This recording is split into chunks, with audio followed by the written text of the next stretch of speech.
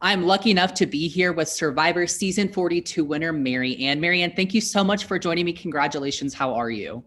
I'm doing good. I'm doing great. The high of the win is finally, well, that high of the win hasn't faded, but the hecticness of the win has started to fade. So I'm now just going ready Yes. back to normal ish life. Yes, absolutely. I love that. So, first off, let's get started. Describe briefly just your overall experience on the show. Were there things that surprised you or things you didn't expect? What was that like for you?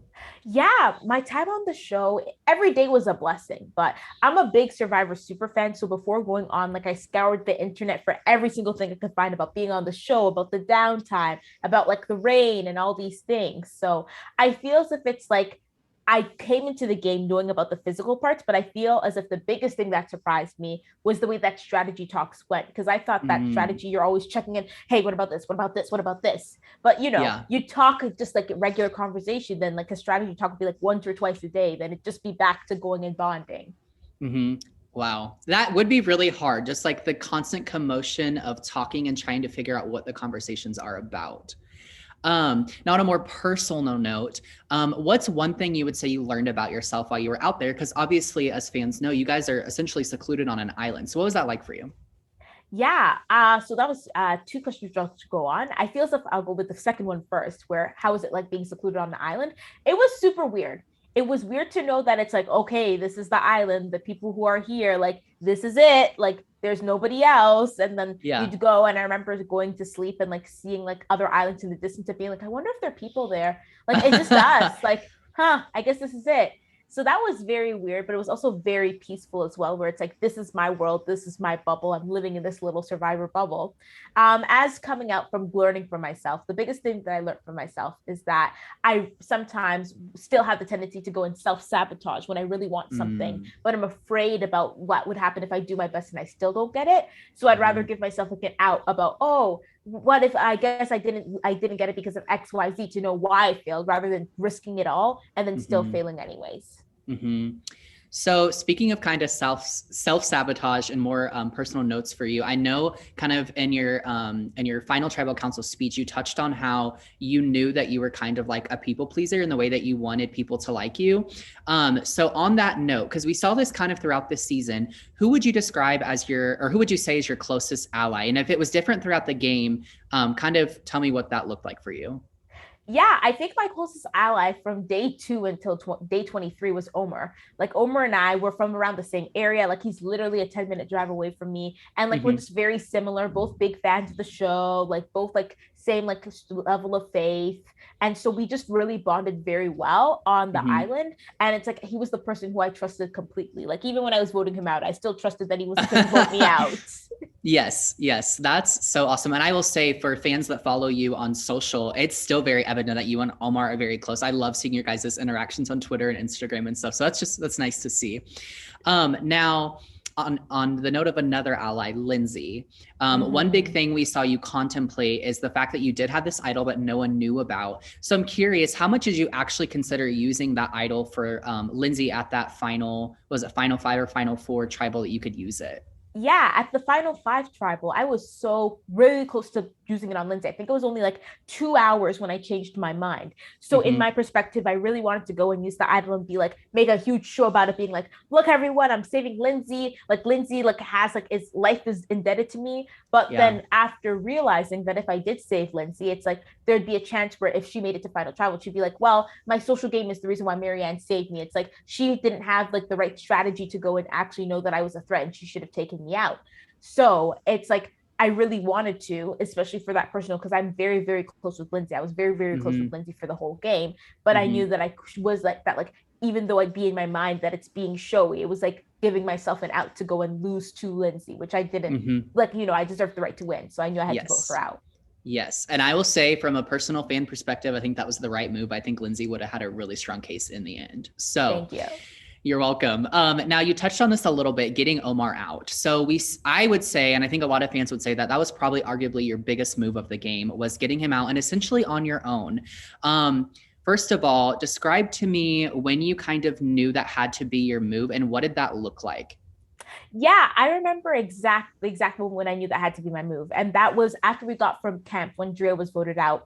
I actually saw Omer give that Mike's idol back to him. So I watched that exchange, and I just remember that the veil was being lifted, that people were trusting Omer and like talking to Omer, and the love like he didn't need me. We weren't each other's number ones. It's like he had many other options, but I had very few options compared to him. So I knew that if we sat at the end, it'd be very hard for me to beat him. I just remember sitting down being like, oh my gosh, like where did I miscalculate? Like this is so like, and like the high of being on the blind side like was off. And now instead it was like, oh my goodness, like how am I gonna like get him out? Mm-hmm. Mm-hmm. Yeah, I will say, as again, as a fan, like watching you do that was a really good move. And I liked that. I think for you, it really solidified your stamp on the game. We kind of talked about that here on our show too, just the fact that you were able to take him out on your own against the big dog. So that was nice to see. Okay, now I have to know, going into final tribal council, and this will be a little self-reflection, did you actually feel like you had a shot at winning against Romeo and Mike? So it was a little bit of a roller coaster. When I Yeah. walked into Final Tribal, I really felt as if like I'm like, yeah, I can win this. Like I really felt as if I had a case for the jury. But at Final Tribal Council, the jury kept on asking Mike questions and they kind of just pushed me aside. So I'm like, wait, am I irrelevant? Like, do I have Mm-hmm. the wrong perception of my game? But then as Final Tribal continued, people started to ask me more questions and I was able to go and articulate my game better. So I was like, okay, no, I do have a chance. I do have a chance of winning. Yeah. And I will say, I think what a lot of people will agree is kind of solidified maybe your win was that secret idol being pulled out of your pocket. So walk me through that moment. When did you kind of know that maybe you had to pull it out to effectively communicate your gameplay? Was it something you had planned prior? What was the thought process there? Yeah, so I knew that as soon as I didn't play my idol on Lindsay, that I was going to keep that secret into Final Tribal because Mm-hmm. you know you have one chance to show a secret and you got to milk it for everything you got. So I knew that I wanted to really be like, oh, I had a secret. I've been thinking all along. Here's the idol, and here's how it solidifies that what I'm saying actually has like tangible evidence. So I Mm-hmm. remember sitting at Final Tribal and getting the questions, and none of the questions would have really segued well into the idol because I really wanted to be dramatic. And then, so I think that Final Tribal was actually beginning to wrap up, but then the jury wanted to ask more questions. And then it was Chanel's question of like, oh, what was your big move? That finally, I was like, oh, now I can pull this idol out. Now I can Yeah. explain it and give this secret out, which I've been keeping for a while. Mm-hmm. So that's so interesting because essentially the jury needing more time was used to your advantage. Oh yeah, it would have been so Yeah. bad because like if it was starting to wrap, I'd have to be like, wait, Jeff, wait, one more thing, I promise, Yes. which would have Yes. not been as like succinct and beautiful and like think of a wow moment than the Yes. jury needing that more time. Okay, so now obviously you won. So what was that instant like feeling and emotion when Jeff is reading the votes and he gets towards the end and then he says, "The winner of Survivor 42, Maryanne." I was at disbelief. Like it was so surreal. It's like you kept on hearing your name, but it's like as a fan, like I was like came in being like, oh well, if I hear my name multiple times, it's Jeff about to snuff my torch. So it's like hearing my name multiple times by him, and it's like votes to win. I was just like, what's going on? It's like this is so surreal. It's like I can't believe this is happening. Yeah, and it was funny because watching it, you could just tell the pure shock and the shock that you stayed in even through the after show, which was just, I don't know, it was kind of funny to see because that just shows how like real and raw it was for you. Mm-hmm. Yeah. So, okay, now one thing I'm curious on. So you guys have to keep a secret, I assume, to some extent of the things that happen out there because the show, most people may not realize, is filmed actually kind of far in advance of when it actually airs. So what Mm-hmm. was it like keeping that secret a win from your family and the ones closest to you? Or how does that work? Yeah, so I could have told my family, but I didn't because I knew they're big fans and I knew they'd be able to really enjoy the season more. But I feel as if like the hardest moment was just like wanting to tell them. But then I think the thing that actually helped me was the idol show at Final Trial being like, look how great it was when you kept that secret. Imagine how great it's going to be if you keep this secret. And Yes. so I watched the finale episode with my family, and they were so shocked. The reaction, like my dad was like grabbing me, holding me, my brother's like freaking out, shaking, and it's like Mm-hmm. so being able to go and know that like because I held that secret for that long, that was the reaction that they gave out was like totally worth it. Yeah. And it's so fun, I feel like, to get their immediate reaction, without knowing prior. Mm-hmm. Yeah. That was very fun. So speaking on family a little bit, I don't want you to have to go into too much detail, but we saw at the final immunity challenge that you speak on, you were hoping that there was some kind of dissonance within your family and that you were hoping that your appearance on Survivor kind of helped mend those fences a little bit. Has that changed a little bit for you? What does that look like today? Yeah, of course. So, family relations are always never going to be a band-aid fix. Those are things that take time. But I'm Absolutely. really happy to see that my whole family was there watching the Survivor finale with me, and it really meant a lot to me. Yeah, that's awesome. I love that. Now we know that you're still close with Omar and some other people, but I want to know a little bit more in depth. Who are you still close with from the show after filming this about a year ago?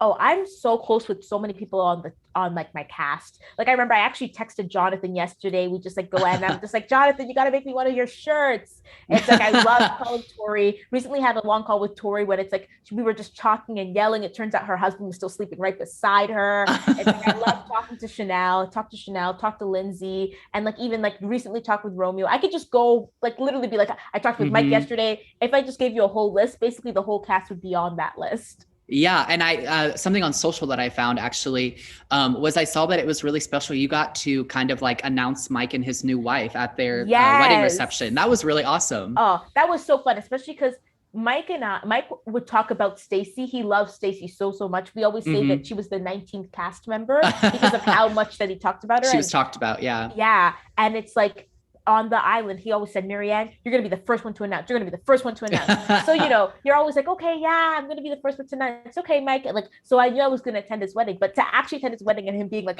and me actually being the first person to announce them, it's like, you make family on the island. And I made that family on the island. That's so awesome to hear. It's so cool to see how much the cast, like not only bonds on the show, but after and is able to kind of like separate what happened out there. You know what I mean? So, oh yeah. Now, speaking of gameplay, I have to know, and I think a lot of our fans would want to know too, if there is a returner season, or even let's say a Winners at War 2, would you be interested in returning to play the game of Survivor? That's a hard one. I know if Jeff called me right now, I feel as if I'd say no. And the reason is because I feel as if in my stage of life that I'm in, I've given everything that I can. I'm young. It's like I was exploring myself, finding myself out. And it's like now I don't want Survivor to be just stuck to a stage of my life, that only cool thing that I did. So I'd love to go experience more things, grow a little bit more, mature a little bit more, figure out my life. And then maybe, 5 years, 10 years down the line, if Jeff calls on his Jeff phone, I'm going to be jumping and be like, yeah, give me a flight to Fiji, Jeff. I feel like that would be kind of hard, especially because you just did it. But I will say personally, if they do something like a Winners at War 2 for season 50, let's say, it'd be awesome to see you out there again. You. So now, Maryanne, tell people where we can find you on social and online to keep following you in your journey. Yeah, you can find me on TikTok, Instagram, Twitter at Maryanne Oketch, Maryanne Oketch on all 3 fields. So wherever you want to find me, wherever you use, I'm still there. I need to work on my TikTok more. I have ideas, but I really need to go and film them. Well, we'll be looking out for your TikTok viral dance videos to come then. Oh, not dancing. No, I'm just messing with you. Well, Maryanne, this was such a pleasure. Thank you so much for joining me and congratulations again. Of course. Thank you so much for having me.